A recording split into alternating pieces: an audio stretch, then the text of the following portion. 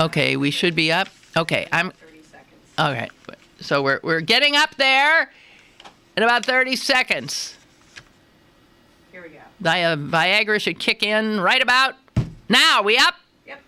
We're up. We're up. Hey, good morning, good morning, good morning, good morning. Hi, how you doing? Here I am, blah, blah, blah. I had a little bit of a rough start there, technologically speaking. Okay, if you call now, we will answer the phone. Yes, I mean, we being Celine, who was otherwise occupied. Okay, thank you guys for letting me know that we can hear you. I think I'm on video as well now, if anybody wants to. I don't know why you would, if anybody wants to see me as well. So I had this, here's what I do. I have all these newspapers that come to my front door, very retro of me. And I get them early in the morning when I'm groggy, half asleep, and I actually scarf them up and go right back into bed with them and proceed to do my work in the comfort of my bed. And I guess I have a sort of pattern to what I do, what I read first, blah, blah, blah, blah, blah. So I'm sitting there, and if I don't see something that I think is something that is going to be fodder for the show, I toss it onto the floor next to my bed and keep going. If I see something I think will work, I rip it out, and then I end up with these pieces of paper that you sometimes see here. And yesterday, I guess it was, I read an article in the Post-Gazette that moved me, and yet, I guess whatever that producer in me is said, no, that does not make the... And I threw it on the floor. I was moved, and then I threw it on the floor. And then I continued to read. And I picked up the Times, New York Times, and I'm reading one horror story after another in the Times, and all of a sudden I thought, wait a minute. There was that wonderful story, and you threw it on the floor. Why didn't that make the cut? Maybe you, Ms. Cullen, are part of the problem in that you see a good news story as not worthy of somehow discussion, because the discussion we do tends to be, hand wringing, hair pulling, and, filled with frustration and anger and fear. This is what we traffic in. That's what we've come to learn. That's what I've come to learn. So I kicked the cat off me. The cat's on me while I'm doing it. I kicked the cat off me, and I leaned over into my pile of rejects on the floor, and I retrieved it. And I thought, this is a story that embodies all of the stuff that you often talk about with such despair. And here it is, an example of something positive that's being done. It shows all kinds of things. Why isn't this the story you talk about? So here it is. And I have to tell you, this, I think, I hope I learned a lesson in that retrieval of that. I'm glad I had the thought, wait a minute. Because so much of what comes at us is negative. And that cannot help but have a negative effect. Negative. It takes you down. So I'm fully aware. I know the news depresses me. I know it depresses you. I think we individually have varying levels of capacity to to deal with all the crap going on. I think you wouldn't be listening to this program if you did not have a desire to stay in touch with what's happening and be interested in what's happening. But on the other hand, we don't want to be dispirited by it. So all this is to say that I really want to have the impulse I had yesterday with grabbing this wonderful story out of the wastebasket of my bedroom floor. Now, I'm fully aware that since this was in the Sunday PG, many of you might have read it. But for those of you who didn't, I'm going to share the gist of this story. It starts, as so many of the stories do that we talk about here, with the death of a young black man. The death of an unarmed, wonderful black man. His name was Anthony Rivers. And I don't recall his name. I don't recall this story. I think I vaguely do.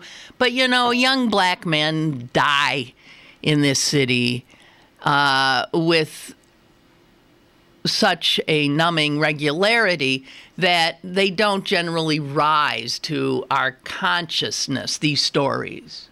They just sort of enter another, oh God, another one, right.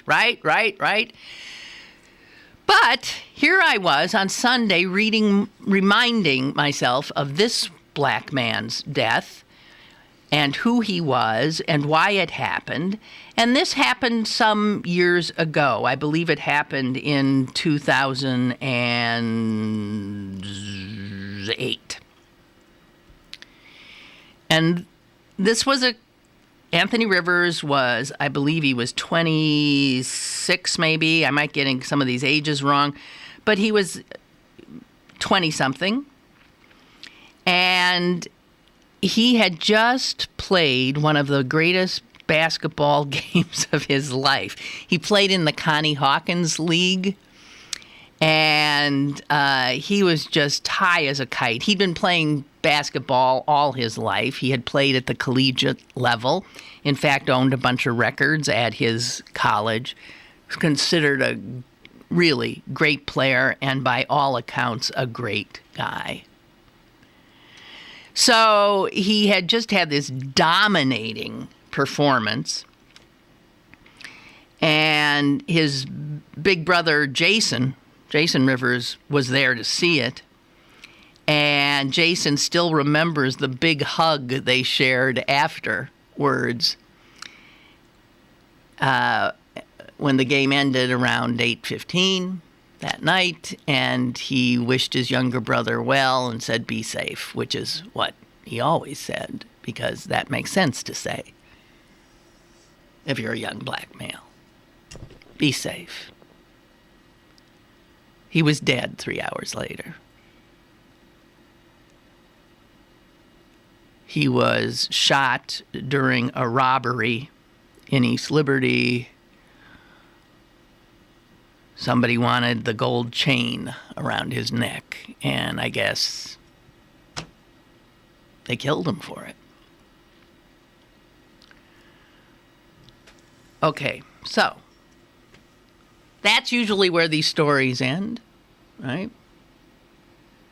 Jason, his older brother, who had been sort of like a surrogate father in that their father had died when they were pretty young. And he really, this knocked him back. And Jason worked for the Office of Equity in Pittsburgh Public Schools. And it took him a while to get his feet back under him after this horror. And he decided that his younger brother's senseless death would have meaning. And that it would have to be because of something that he would do, so that the name Anthony Rivers would bring a smile to people's faces and would be remembered. And the story is about what this older brother, Jason Rivers, did. He started a summer basketball league. The basketball part, no-brainer, because his brother so loved it and so excelled at it. And this was a league for young people, varying age groups. There were teams created. And in bringing these kids into his league, which he called the AR3, they've got a great logo. AR, Anthony Rivers 3, that was his number while he was playing. The AR3 League, it has grown now. So that this is a thing. And kids have passed through it, and kids have been nurtured in it. And Jason Rivers, the older brother, the home court that he chose for his league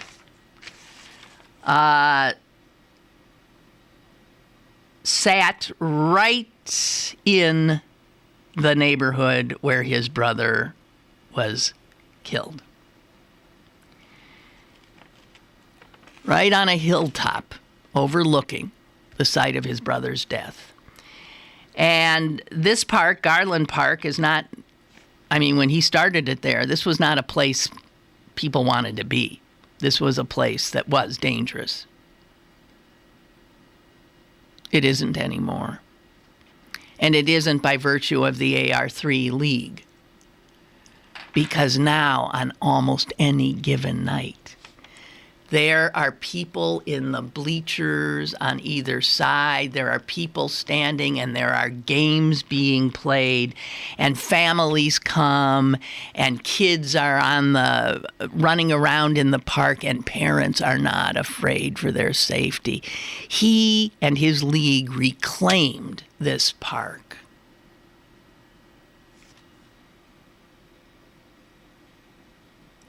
And it's more than basketball. Here's what one of the kids who has been going to it for a long time says. Let me get the beginning of it. Everyone comes out for what? Well, to see a basketball game. But what you're not expecting is before the game to get this 10 to 15 minute speech about life. To have you really think mentally, just outside the box, about a lot of things. That is because Jason Rivers uses the league, the court, the crowd, sees it as an opportunity to mentor, to nurture, and to pull people away from violence. The kind of violence that took his brother's life. There was an incident not too long ago where two girls showed up at the court because they were going to fight something out.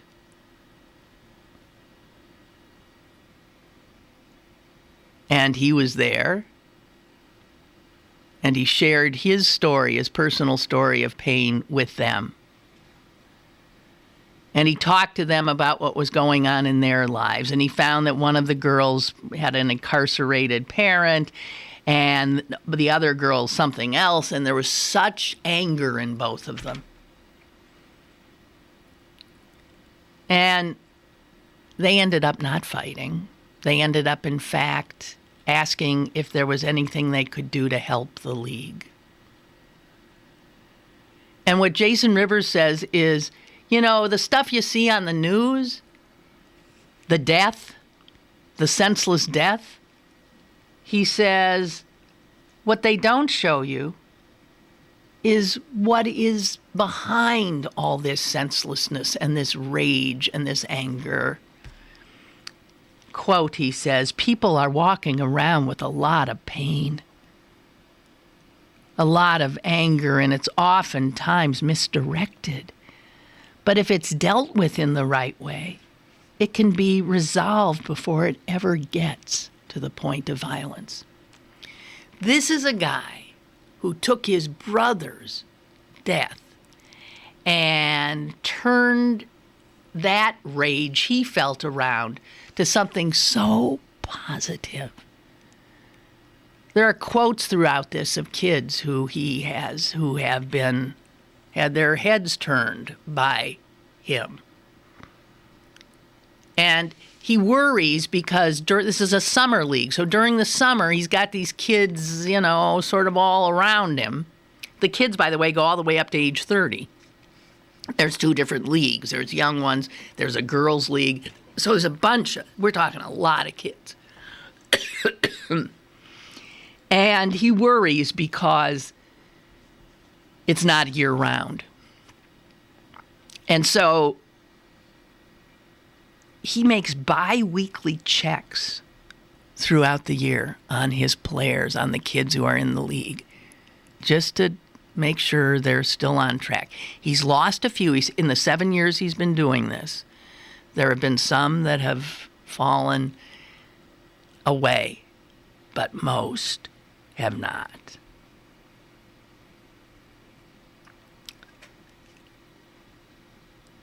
And here's one of the kids talking about him.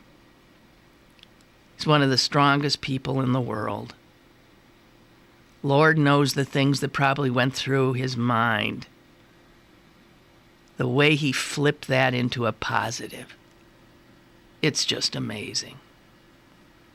So he holds out that other way, that possibility. And I didn't know about this. Did you know about this? You ever hear of the AR3 league? There's going to be an effort to make it year-round. They got to obviously get some help. He does have some grant money from people. He does have some support from some. This is a guy, this is not his job. It sounds like a full-time job. It is in many ways. This was his response to his poor brother's senseless murder. And interestingly enough, he put the park right atop where his brother was killed because he was also hoping that the people who killed him, their families, the person who killed him is doing life, but that the families of those people, he would end up crossing their paths. And in fact, that has happened. And so there is a measure of dialogue that he's created even with his brother's killer's family, showing another way, a way that I suspect most of us do not have the strength, would not have had the strength to do.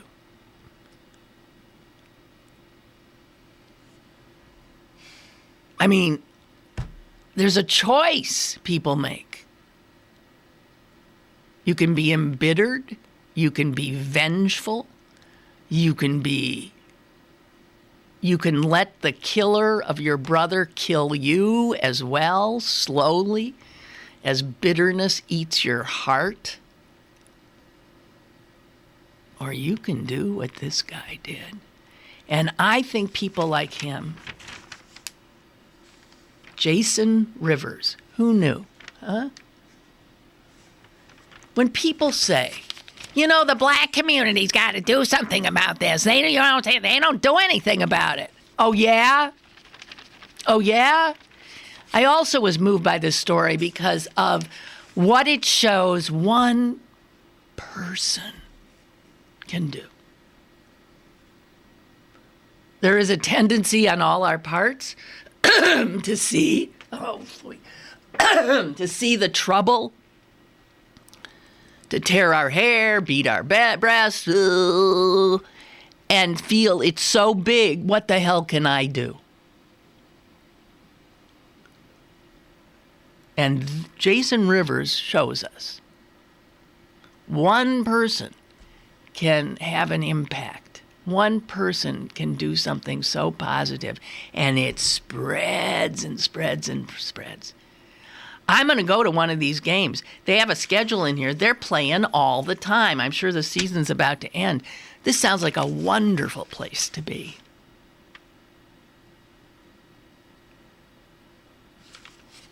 So, I'm just saying, this story starts with a horror that we talk about and ends with something uplifting.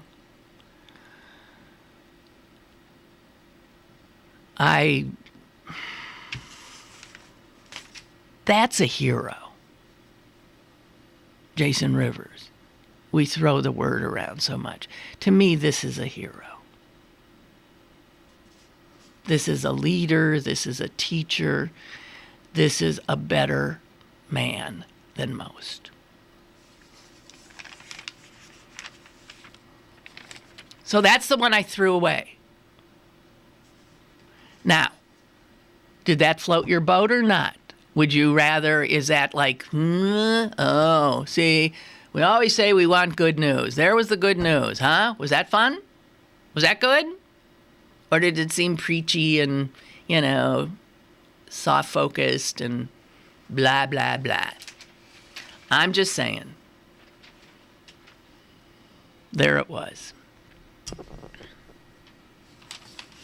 Something else I read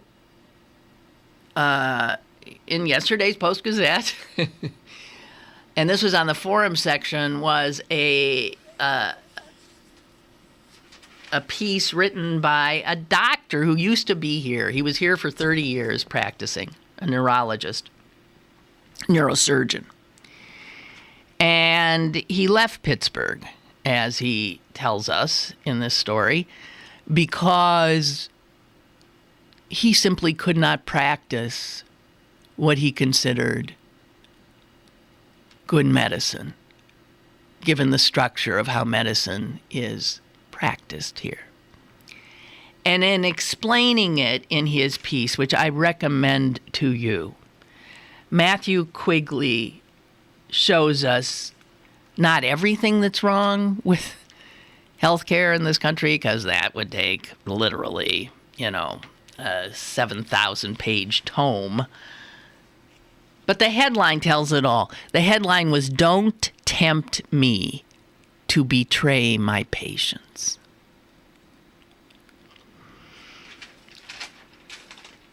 He doesn't say who he worked for. He simply says he worked for one of Pittsburgh's large healthcare organizations. Well, we know that leaves two. That leaves UPMC, and that leaves, Allegheny Health Network. Because I suspect both follow this same business model. And lest you think you understand what's going on when you go to see your doctor, let me perhaps disabuse you. I mean, knowledge is power.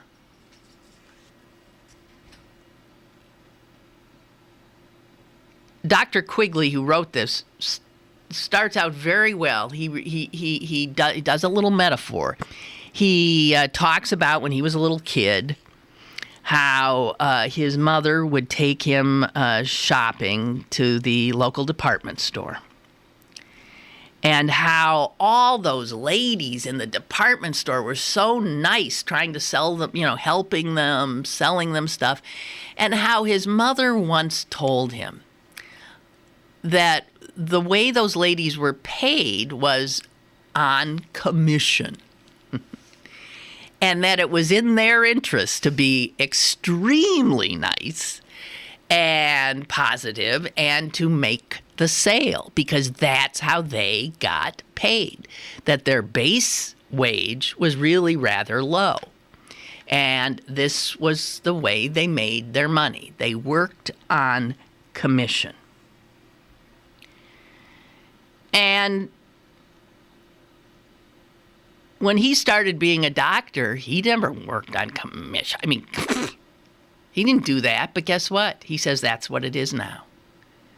All those doctors that you go to, they're essentially like saleswomen at Kaufman's back in the day. They get paid by something called RVUs. Let me explain. That stands for relative value units. You walk in the door, you want to see your doctor, they look at you, but they know they get paid by how many procedures, how much RVU, relative value units, they can tack on to you. Now, Dr. Quigley, who writes this, said, my office, I'll just quote him directly here, my office used to be filled, he's a neurosurgeon, with folks who had endured big, expensive back operations, maybe several, and they were no better. I'd review their stories and their films, and they would lead to the fundamental question as to why was this surgery done in the first place? Or, as my son would say, what were they thinking? I don't wish, Dr. Quigley says, to impugn the motives of other surgeons. I imagine that they did not consciously evaluate patients with their car payments or tuition bills in mind. I'm sure that at some level they thought they were helping these people. But I wonder, would they have made the same decision if their pay, how much they were going to make, was not on the line? And he says, as a student of human nature, I don't know what I would do if placed in that situation. Could I entirely put aside the mercenary, monetary part of a medical decision? I am not sure. And I did not want to find out when I was confronted with that contract he was given to sign, that RVU-driven contract. He packed his bags. He'd practiced here for over 30 years.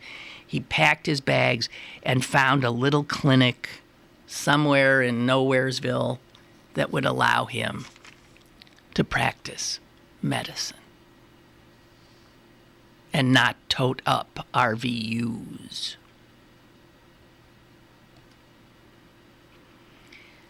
He says this, my mother, when she went to the department store, was well aware of the financial incentives inherent in the transactions that were going on. She understood that the clerk would say, oh, that looks wonderful on you. Because it makes a sale, blah, blah, blah, blah. But he says, I suspect that our patients who come to us for help are not aware of what is really happening. Most, he said, come to us assuming we primarily have their best health interest in mind, not that we are trying to maximize our salary. But, you see, that brings up human nature.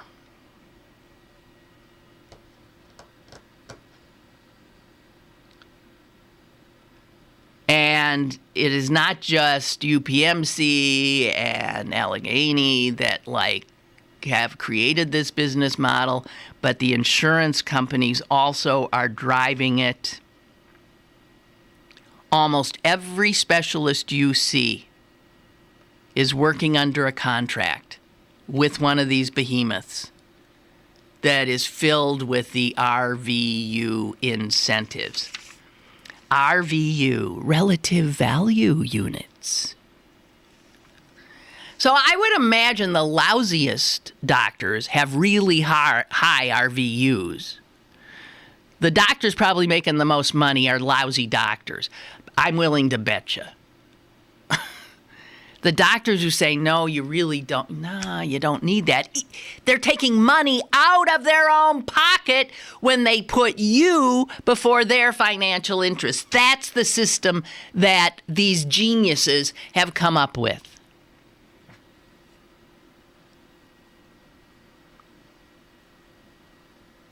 And here's another thing that's good to know.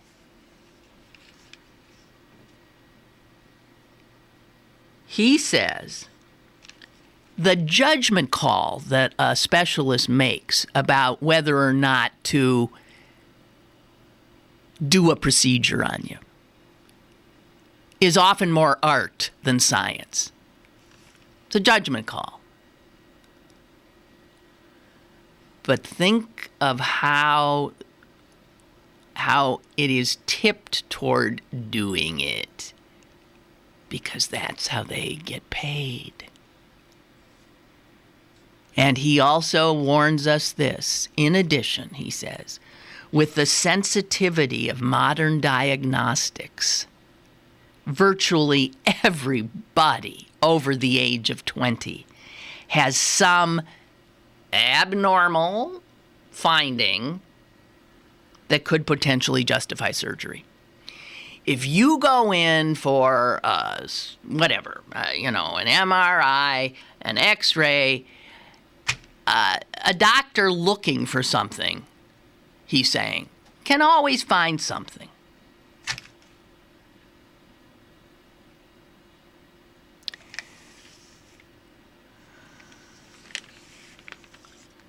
Your doctor is working on commission.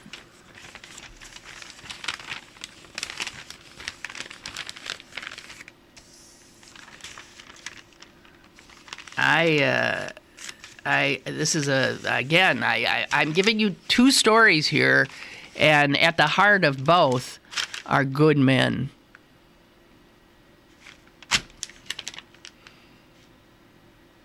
Dr. Matthew Quigley, who now, let's see, where'd he end up?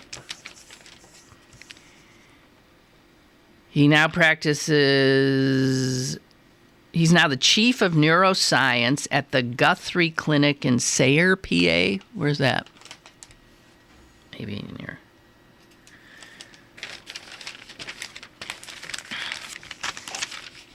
So I saw my doctor the other day, and we talked about this. And it's interesting because I was talking to him about essentially this before I read that article.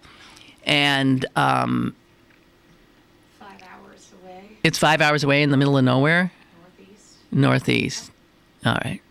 Thanks. Well, he's a happier man there. PA near Fordham. And he also said that the pressure on him is a GP. I guess his RVUs are how many get them in and get them out, get them in and get them out, in and out, in and out, in and out. And I have noticed the difference in, because I've gone to him long enough to have seen him before this business model came in, and now. He ain't happier, I'll tell you that. And I can't imagine any doctor would be. So we were talking about it, and he sat with me, and we talked like we used to. Just shot the bull. Not necessarily, we did looked at me, blah, blah, blah. We talked about it. And then we talked like we used to. Talked a little politics, talked this, I asked him about his family, we talked about teenagers, we this, we that. I said, I can't believe you're doing this. aren't you going to be penalized? And he said, look, I have to carve out some moments that, to me, he said, let him wait. So he was being a rebel, spending 5, 6, 7, 8 more minutes with somebody who wasn't even sick. It was just a checkup kind of a thing. Talking to me.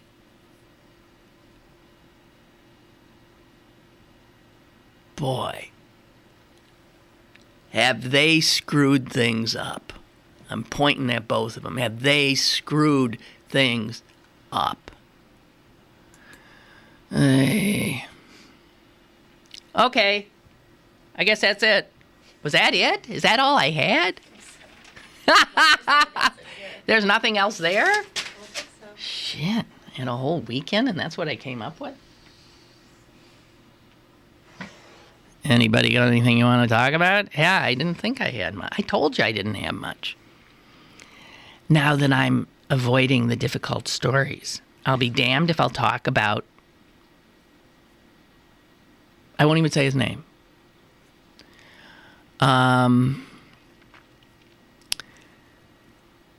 It's just really appalling.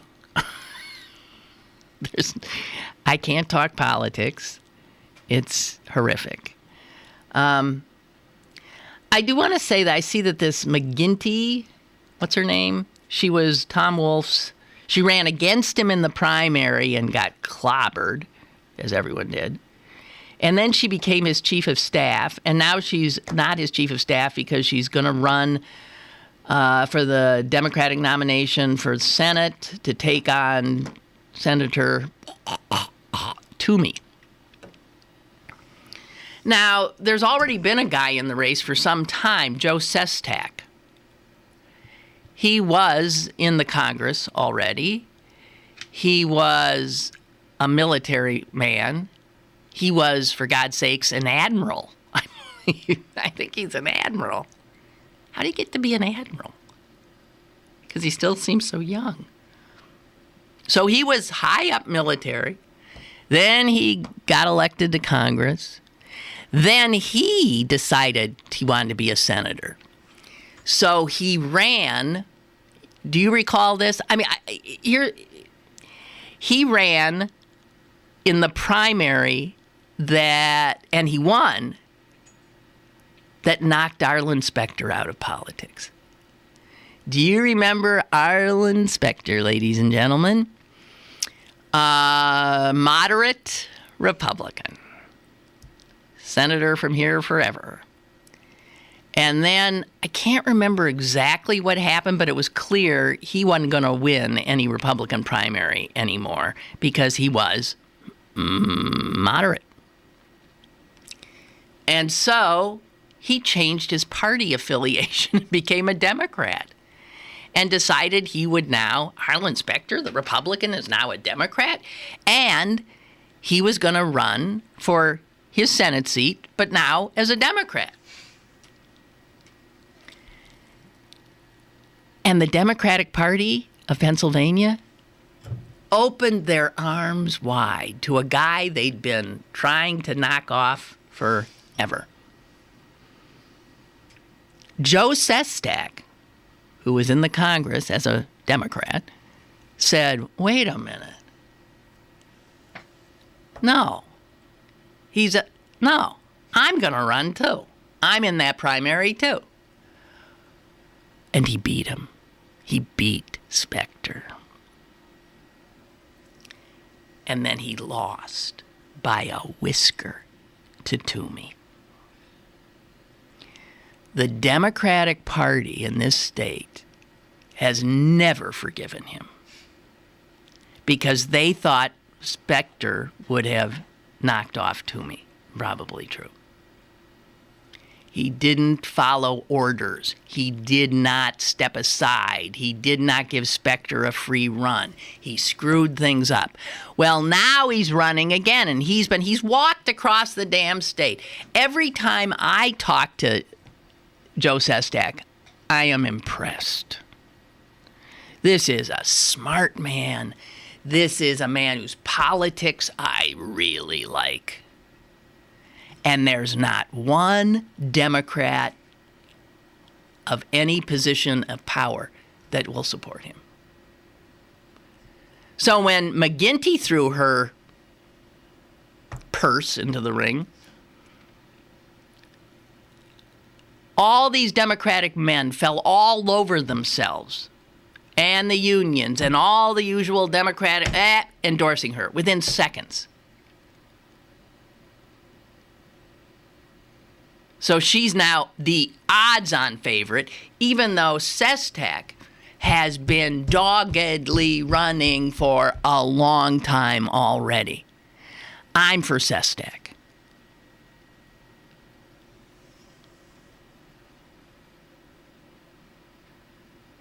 But they don't want him. He lost to Toomey once. And they don't support him. So if he were to, I don't know. Politics, it stinks. It's just there's something so, I don't know. I just can't stand it. I really can't stand it. So that's the only story that I was slightly interested in. Margie says, how about those pirates kicking ass?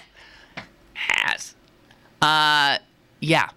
Oh, I know another story I had. Did you see, there was a front page story, New York Times yesterday on Amazon.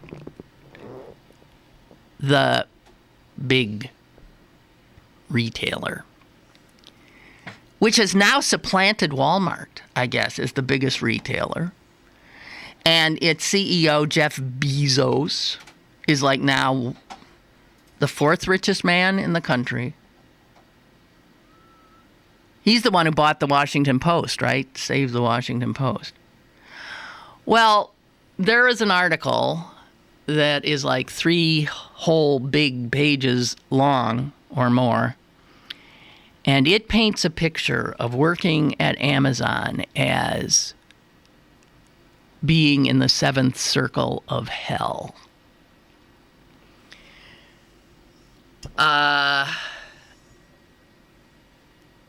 I read a piece today, someone writing in The Guardian saying, well, I read that article and I'm boycotting Amazon. I don't care how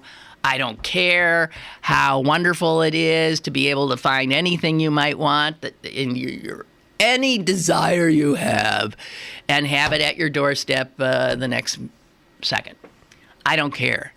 Because when you read the business model again of how they treat their employees, you don't want to support it in any way. My son's best friend in high school, and remains his best friend to this day, out of college, got a job at Amazon in Seattle, moved to Seattle, doing the work, they give you money, making good money. I saw him maybe a month ago. He was in town,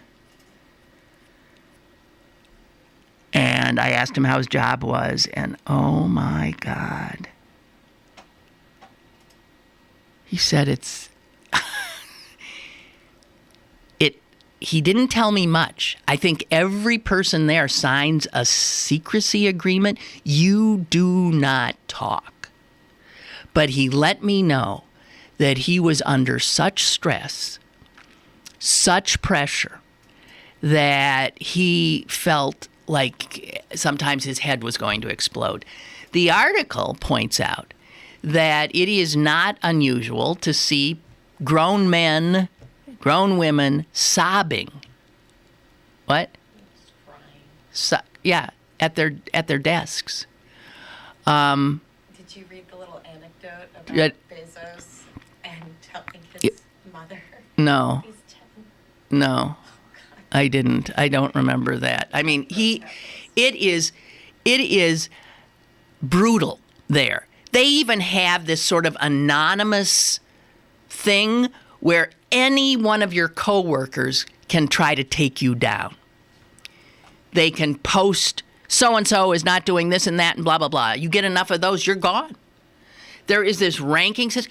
And my son's friend said to me, he said, I've been there 1 year. I am one of the more senior people in my area. He said, people don't make it. They implode, they explode, they are drained.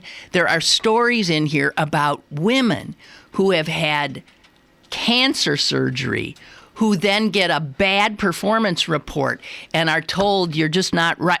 It doesn't matter what's happening in your personal life. It doesn't matter. You better show up. So when we read about Amazon, we read about, oh, they let you take your dog and they feed you and they have these cafeterias and the food is wonderful and this and that. Yeah, they think they own you. If you get an email at midnight, you're damn well supposed to respond. If you don't, you're going to be called on the carpet. You are working 24/7. What's happening then is that people leave in droves. The average tenure of any Amazon employee is something I think is less than 2 years. And you have all of these people streaming out of Amazon, heading into any other, and other tech companies are just scarfing them up left and right.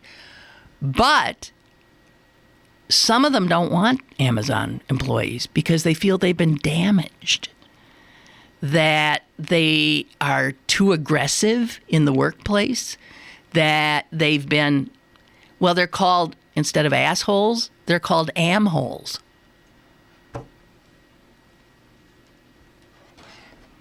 So Jeff Bezos has created an extraordinarily successful business model, but it treats employees like garbage. It uses them and spits them out.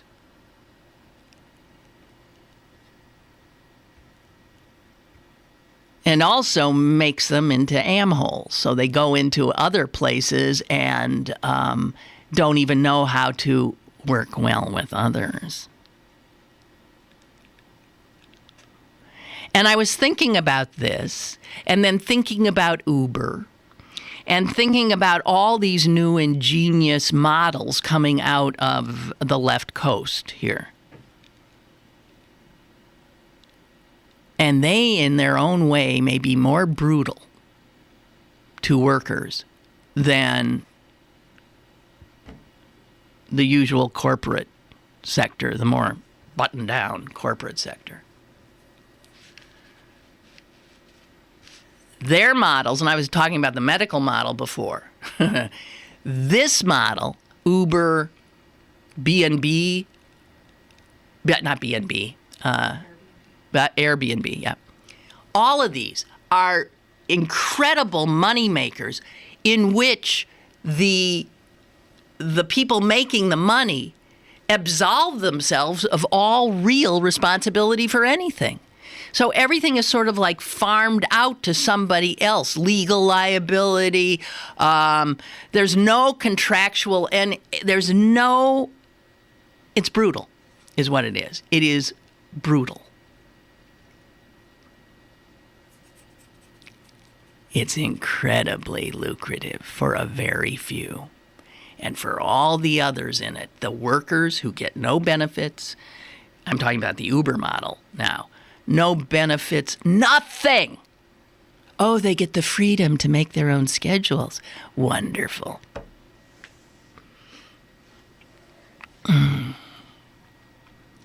So I just wanted to say that these new capitalists who who dress down and talk good and wear jeans and let you have your armadillo come to work with you and stuff like that. That's cool.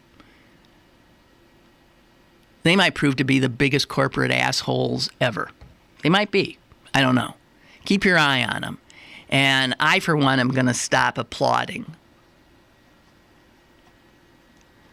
I saw one young man, my own son's age, looking like he was like Hard-working kid, too. Well, they're all hard. What you got no choice. You work your tail off, and then you work harder. Weird. So if you want a heads up on what the new corporate atmosphere is going to be, check out this New York Times piece. Okay, so Bria sent me already. The Amazonians are hitting back at this article. Well, of course they are.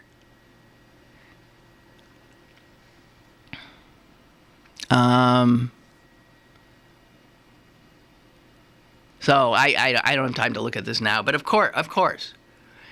Bezos refused to be interviewed for the article. Bezos picked a few people who could be quoted. Everybody else was scared to death to say anything except people who had been and now were out. Whatever. Think again next time you give Amazon your bucks. Think again.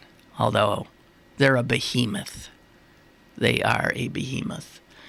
All right, so I think that's it. I knew I had something else. See, I knew I had something else, but it was on that thing that wouldn't print out. That's what I was trying to print out.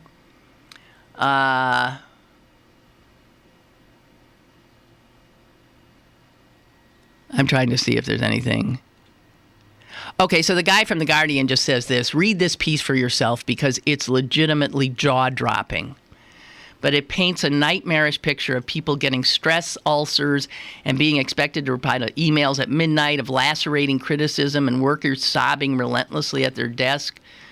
One employee describes being given a low performance rating after returning from treatment for thyroid cancer. Another miscarried twins and claims she was told, well, from where you are in life trying to start a family, I don't think this is the right place for you. It paints a picture of Amazon as a vampire that grabs fresh newcomers and bleeds them out before dumping them onto the street with a shrug. And I feel that's like my poor son's friend is that's what's happening to him. And the guy in The Guardian says it's as if the entire company accidentally misread the film Whiplash as an employee training manual. That's the one where the guy is just beating up his music students. A company that doesn't respect its own workers doesn't deserve my money. This is the guy who says, I'm not going to spend it there anymore. And I'm certain that I'm not alone here, given that Bezos made a fast and unusually public rebuttal to the piece. So, I don't know. My guess is I'm going to believe the New York Times reporters on this, given what my conversation with my son's friend, and Bezos, whatever he has to say, I shall take with a grain of salt. So there you have it. That's how you make a powerful entity. You run roughshod over the people who make it happen. Your workers. Hey. Okay. That's it. And tomorrow, guess we'll do this again. And my sister should be joining us. And I just want to say one thing. Go Bucks!